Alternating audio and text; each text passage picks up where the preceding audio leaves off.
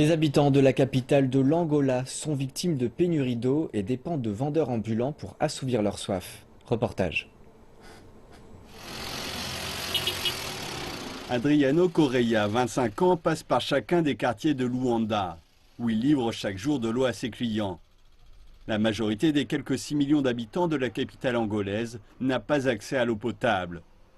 Elle dépend des coupes à patas, des vendeurs d'eau, en particulier depuis la pénurie d'eau généralisée. É complicado. É batalhador C'est difficile, ce n'est pas un trajet facile, nous devons nous réveiller tôt chaque matin, puis nous devons trouver un endroit qui a de l'eau potable. Nous l'achetons dans des endroits de la ville qui ont l'eau courante. C'est mieux d'arrêter entièrement le système d'eau de Luanda. L'eau tue les enfants, elle détruit les Angolais. Tous les Angolais meurent en raison du problème d'eau. L'eau ici est sale, elle n'est pas bonne, c'est un crime d'État. De l'autre côté de la ville, les affaires ne sont pas florissantes pour Beto Rosé, qui tient une boutique de boissons. Le problème est qu'il n'y a pas d'eau sur le marché et donc nous n'avons pas d'eau en stock et c'est un vrai défi.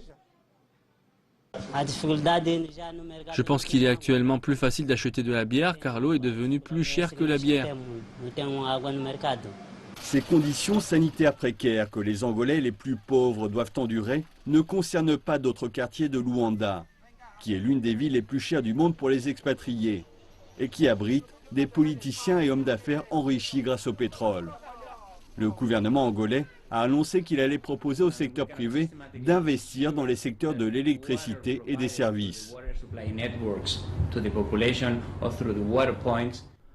Nous ne pouvons garantir de manière systématique que l'eau fournie à la population via les réseaux de distribution ou via les points d'eau soit testée sur une base régulière, systématique. Dans la plupart des cas, l'eau ne respecte pas les normes de l'OMS, l'Organisation mondiale de la santé.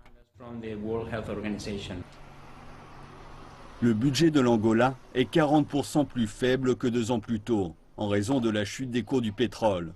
Les responsables angolais ont annoncé avoir besoin de 29 milliards de dollars d'ici 2025 pour atteindre les objectifs de développement.